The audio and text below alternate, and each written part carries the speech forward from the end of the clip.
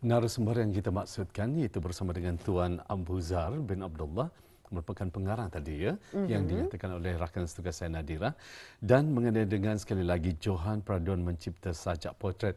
Kita ucapkan selamat datang kepada tamu kita. Assalamualaikum. Waalaikumsalam warahmatullahi wabarakatuh. Ya, apa kabar Tuan? Alhamdulillah sihat. Ya, terima kasih rampai pagi ucapkan kepada Tuan kerana berkesudian bersama kita memperkatakan mengenai dengan Pradon mencipta sajak potret. Tadi rakan saya Nadira sempat bertanya, apa yang dimaksudkan dengan sajak potret? Biasanya kalau sajaklah kan, tapi ini mengenai dengan potret. Jadi untuk seterusnya, silakan Nadira. Jadi bagaimana ni Tuan? Apa bezanya sajak biasa dengan sajak potret?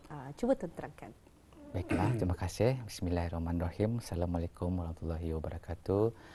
Terlebih dahulu saya mengucapkan terima kasih kepada rampai pagi kerana berkesudian menjemput saya pada pagi ini. Ya.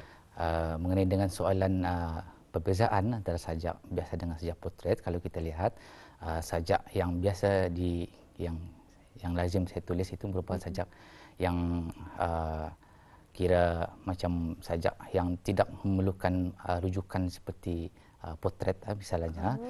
Kalau kita lihat sajak potret itu kita menulis macam saya jadi menulis berdasarkan kepada potret ataupun gambar yang ada untuk dijadikan sebagai bahan ilustrasi. Tetapi ada juga sajak-sajak yang dipanggil sebagai sajak potret apabila isinya itu menggambarkan terhadap seseorang, dijadikan sebagai bahan untuk penulisan dalam sajak. Itu juga boleh dipanggil sebagai sajak potret. Ya. Jadi Tuan, macam mana boleh terfikir ya menyertai pertandingan mencipta sajak potret ini? Mungkin dapat diceritakan bersama. Sebenarnya ini adalah kali pertama saya mengikuti perguruan penulisan sajak potret, dan sebelum-sebelum ini saya selalu melihat karya-karya penulis-penulis tempatan dalam menghasilkan sajak potret ini, dan timbul minat saya untuk mencuba bagaimana untuk menulis sajak potret. Selain itu juga sebelum menulis itu ada juga saya mencari bahan-bahan rujukan untuk mempelajarilah sedikit sebanyak, dan apabila mengetahui lagi ada peraduan yang dianjurkan, jadi saya pun mengambil keputusan untuk mencuba dan menyertai peraduan ini buat kali pertama. Jadi Tuan sendiri merupakan Johan dalam Pradon mencipta sajak potret dan buat kali pertama. Dan sebelum ini pernah Jom amat-amati karya hasilan ramai individu ya. Bagi pendapat Tuan sendiri, apa yang menjadikan seseorang itu seorang penulis yang berkualiti? Baik, untuk menjadi seorang penulis yang berkualiti perlu ada keyakinan dan juga semangat serta proses penulisan yang berterusan, kerana setiap penulisan itu kita belajar sama ada untuk mencari pengalaman dan untuk mengetahui bagaimana tahap penulisan kita ni. Adakah penulisan kita ni yang sebelum-sebelum ini dengan yang akan datang itu adakah sama tahapnya, adakah ada peningkatan ataupun masih orang makin kurang. Jadi bila kita ni melatih diri kita ni untuk sentiasa dan terus menulis, jadi kita ni tahu tahap kita ni bagaimana, dan pembaca pun secara tidak langsung mungkin akan menyadari perubahan seseorang penulis satu. Penulisnya ni lain dengan sebelum ini. Dan selain itu juga perlu membaca.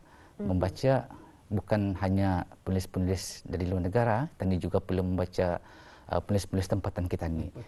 Untuk mengetahui apa keistimewaan mereka dan bagaimana tahap pemikiran diorang. Adakah tahap pemikiran diorang itu sama dengan tahap pemikiran diri sendiri. Nah, dari sini ia memupuk semangat kecintaan kita ni terhadap karya penulisan dan menambah idea kita ni itu sendiri. Dan selain itu juga kita ni perlu membaca bahan-bahan yang bukan kreatif, sebagai contoh membaca surat kabar untuk memperkaya minda kita ni, supaya kita ni sentiasa terdedah dengan dunia-dunia luar dan apa yang berlaku di sekeliling kita ni yang tanpa kita ni sedari. Dan Tuan, pada ketika ini dipaparkan ya, mungkin anilah sajak potret yang dinamakan sebagai sajak potret. Mungkin Tuan dapat terangkan sedikit sebanyak mengenai dengan sajak potret ini? Sajak ini dihasilkan gambar itu pada tahun 2015 ketika itu sedang ada tugasan di luar sana. Jadi saya memilih gambar potret ini kerana ada semacam satu cerita di sebalik gambar tersebut. Dan saya juga memilih tajuk gamitan Cawa Praya itu, kalau kita lihat menggamit itu setentunya mungkin ada yang akan disampaikan. Menggamit pasal ia memanggil apa. Jadi saya melihat sana gamitan Cawa Praya itu seolah-olah ada yang ingin disampaikan melalui gambar tersebut, dan ia seolah-olah seakan-akan berbicara lah. Ya, ya. Tadi menyatakan macam mana untuk menyampaikannya. Mungkin sedikit perkongsian. Mungkin dapat Tuan sampaikan secara sajaknya tadi gamitan. Boleh kita minta penerbit untuk melihatkan kembali ataupun memaparkan kembali daripada sajak tersebut. Ya. Gamitan apa tadi? Gamitan Cawa Praya. Cawa Praya, silakan. Mungkin dapat dilihat. Boleh. Mungkin rakan kita dapat, ya. Adakah Tuan dapat membacanya? Dapat membaca. Dapat membaca. Okay. Mungkin mau mendengar sedikit cebisan. Macam mana kalau Tuan baca ni? Senja yang Silakan. singkat. Okey. Ya. Gamitan Cawa Praya. Senja yang singkat, bersua dan bersapa, dari nuansa yang berbeza, mendepani perjalanan duniawi, antara imajinasi dan hakiki, tak pernah berhenti, bertemu dan berpisah pasti. Cawa Praya, perkasa tanpa paksa, usah hanyut di unjuk rasa, bersama cebesan kiambang, sehaluan mengikat janji, menyuruh dan mengenang, sanjung menyanjungi, kotak fikir mula berbicara, bersama pena dan aksara, merangka hikayat bersama, cerita sebelum berlabuhnya senja. Itu dia. Okey. Pembacaan Jadi dengan ada sajak paparan potret. gambarnya juga, potretnya juga ya. Kalau sedikit Nadira sendiri macam mana? Indah perlu Okey. saya. Kerana Senja yang sepi, itu senja saja. yang sepi. Okey. Betul sekali.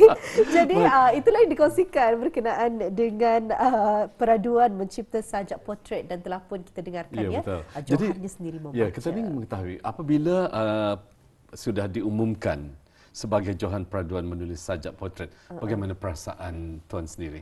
Perasaan pada malam tersebut, Ya, kali pertama kali kan? pertama, Ya. perasaan memang terkejut Ya. dan tidak menyangka, kerana melihat daripada peserta-peserta peraduan, tentunya peserta-peserta ini memanglah antara penulis-penulis yang berbakat dan penulis-penulis yang hebat yang pernah juga memenangi beberapa peraduan dan menghasilkan sajak-sajak potret.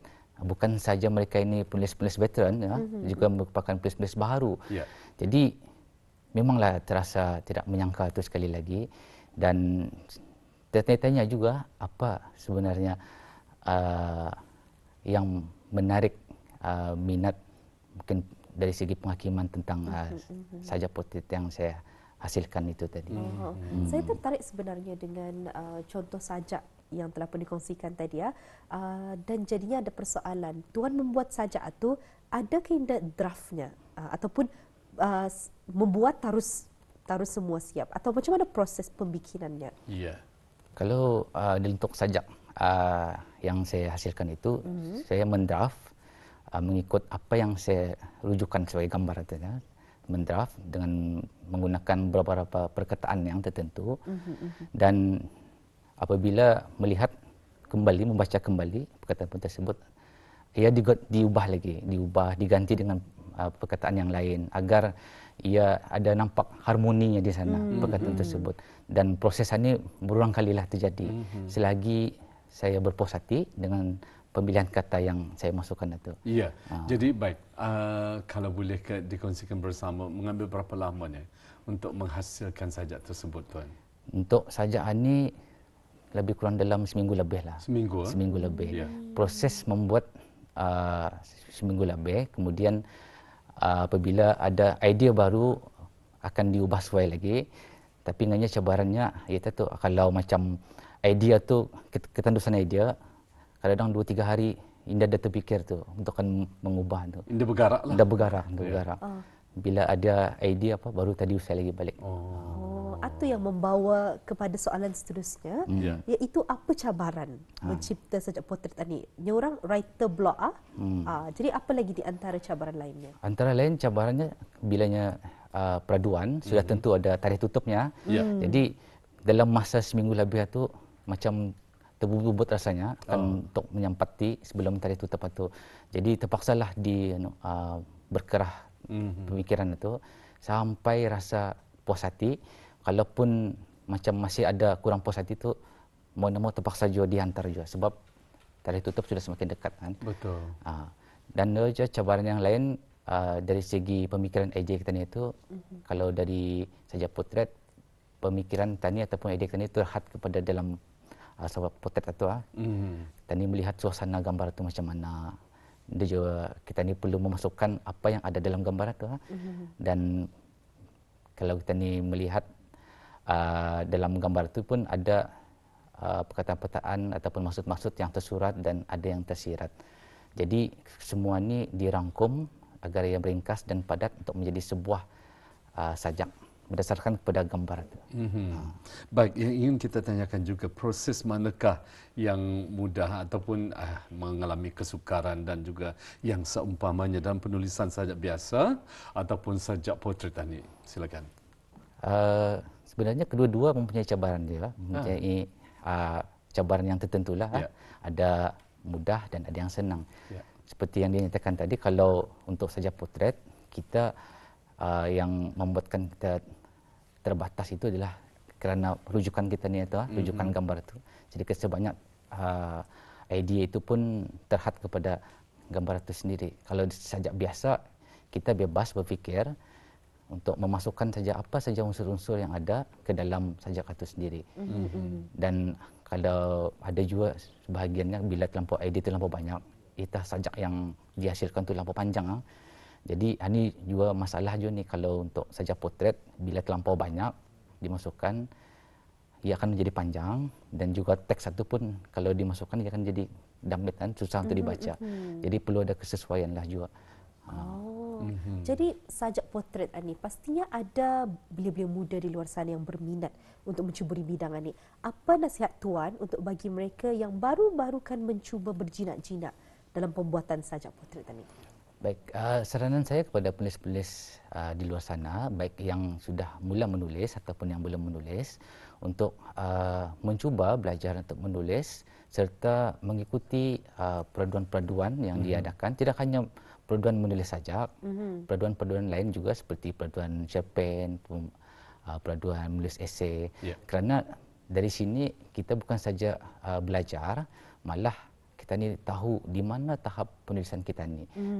Kalah menang belakang kira, sebab memang adat peraduan dan pertandingan memang ada kalah dan menang. Jadi melalui proses latihan ini, mengikuti peraduan ini, kita ni dapat menimba ilmu, dapat menimba pengalaman, dan boleh mendorong kita ni untuk terus belajar untuk memperbaiki penulisan kita ni. Dan insya-Allah satu hari nanti bukan menjadi seorang penulis yang hebat lah. Wah, jadi saya tertarik sebenarnya dengan perkongsian Tuan sendiri. Bagaimana kita harus juga membandingkan ya tahap penulisan kita ni dulu dan tahap penulisan kita ni sekarang. Macam manakah meningkatkan tahap kualiti penulisan kita ni itu? Macam mana kita ni akan memajukan diri dalam bidang penulisan? Baik, seperti yang saya nyatakan di awal tadi, kita sentiasa konsisten menulis. Dari sana kita ni tahu sejauh mana tahap penulisan kita ni itu, adakah ia makin meningkat ataupun menurun. Di samping faktor-faktor lain seperti banyakkan membaca karya-karya penulis yang hebat di luar ataupun dalam negara kita ni sendiri. Dan mengikuti peraduan itu juga salah satu cara kita ni juga untuk menilai bagaimana tahap penulisan kita ni itu sendiri. Adakah ia sudah menunjukkan peningkatan? Kalau sekiranya pada tahun ini mendapat hadiah seguhati, mana tahu di pertandingan akan datang sudah dapat tempat ketiga atau kedua dan sebagainya. Jadi dari sini ada peningkatan dari semasa ke semasa. Baik. Jadi kalau Tuan sendiri dalam pembahagian masa, macam mana Tuan membagikan masa hobi membuat mencipta sajak potret ini dengan masa-masa lain kerjaya dan sebagainya? Adakah ini dibuat separuh masa atau macam mana? Penulisan yang saya hasilkan pada masa ini tidaklah sekerap yang sebelumnya kerana satu, kekangan masa, yang kedua ketendusan idea itu. Jadi apabila ada idea tiba-tiba itu, di sanalah saya mula merancang sedikit-sedikit dan merangka. Dan apabila ada masa lagi, baru tak diperbetulkan. Ia akan mengambil masa yang lama. Karena untuk sebuah karya itu, membuat sebuah karya yang baik, ia bukannya memakan masa yang sekejap, ia memakan masa yang lama sebenarnya. Jadi itulah cabaran yang memang tidak dapat dinafikan bagi seorang penulis lah. Betul. Kalau mungkin sedikit perkongsian ya, kalau di bangku sekolah dulu ada kan anda terfikir untuk menjadi seorang penyajak ya dalam istilahnya waktu di bangku sekolah dulu? Kalau di bangku sekolah dulu belum ada terfikir. Jadi belum pernah menghasilkan. Memang minat menulis, tetapi menulis pada masa itu adalah mungkin disebabkan oleh dorongan. Yeah. Yang pertama, dorongan daripada pelajaran di sekolah dulu ada diajarkan mata pelajaran kesusastraan Melayu. Dan yang kedua, disebabkan minat membaca tu. Minat membaca karya-karya sastra dan bukan sastra. Di sana mulalah mencuba menulis. Tercetuslah idea idea menulis. Paling awal menulis sajak lah, yang mudah dulu. Sekitar tahun tahun berapa tu? Berapa tahun? Ketika masih lagi menuntut di sekolah menengah dalam tahun 2000-an. Okey. Jadi maksudnya maknanya waktu di bangku sekolah dulu, sama ada sekolah rendah ataupun menengah, memang belum pernah lah ya menyertai mana-mana pertandingan dalam pembuatan sajak ini ya. Pernah dua-dua dulu, tapi bukan dalam penulisan sajak potret. Sajak biasa. Sajak biasa. Kalau dulu kan saya masih ingat lagi Tuan ya dan Nadirah ya, majalah keluaran Dewan Bahasa dan Pustaka Mekar kan sering membukakan ruang dan juga peluang kan untuk mana-mana penuntut ataupun murid-murid menyertai. Setiap minggu majalah Mekar diterbitkan dan akan diberikan hadiah lah. Betul. Adakah Is mengikutinya? Saya sering melukis, mewarna dan membuat sajak, juga membuat cerita macam bukan cerita kalau rakyat lain. Mungkin kalau cerpen kali yang kita banyak lakukan dulu. Betul. Pasal sajak ini bagi tapi saya cerita pendek. cerita pendek. Pengalaman kita sendirilah dijadikan sebagai satu karya cerita Betul yang sekali. dihantarkan. Jadi kalau kita melihat sajak sendirian ini pun merupakan sesuatu yang bagi saya bukan mudah. Jadi apa pendapat Tuan untuk mereka yang di luar sana yang sekarang ini mencuburi pelbagai cabaran-cabaran mencipta sajak dalam bidang penulisan ini? Apa nasihat Tuan untuk mereka? Nasihat saya kepada penulis-penulis yang di luar sana, menulis bukan satu proses pembelajaran dan penulisan itu pun mempunyai cabang yang berbeza.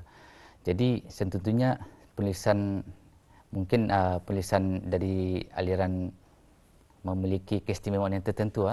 Jadi satu nasihat saya daripada mereka agar terus menghasilkan karya-karya mereka kerana setentunya melalui penulisan ini akan lahirlah pelbagai cabang idea-idea yang baru dan melalui variasi penulisan mereka ini kita dapat melihat corak pemikiran yang baharulah daripada mereka. Mudah-mudahan ya. InsyaAllah. Dan terus maju jaya, itu dia doa daripada kami untuk Tuan sendiri ya. Okey, baik, terima kasih ya. Kita ucapkan kepada tetamu kita iaitu Abu Zar bin Abdullah, merupakan seorang pengarang khususnya dalam penulisan sajak potret ini, di mana beliau dinobatkan sebagai Johan dalam Peraduan Mencipta Sajak Potret. Terima kasih sekali lagi kami ucapkan. Sama-sama. Dari pihak Rampai Pagi, insya-Allah kita akan bersua lagi dalam kesempatan ya Tuan. InsyaAllah. Assalamualaikum. Waalaikumsalam warahmatullahi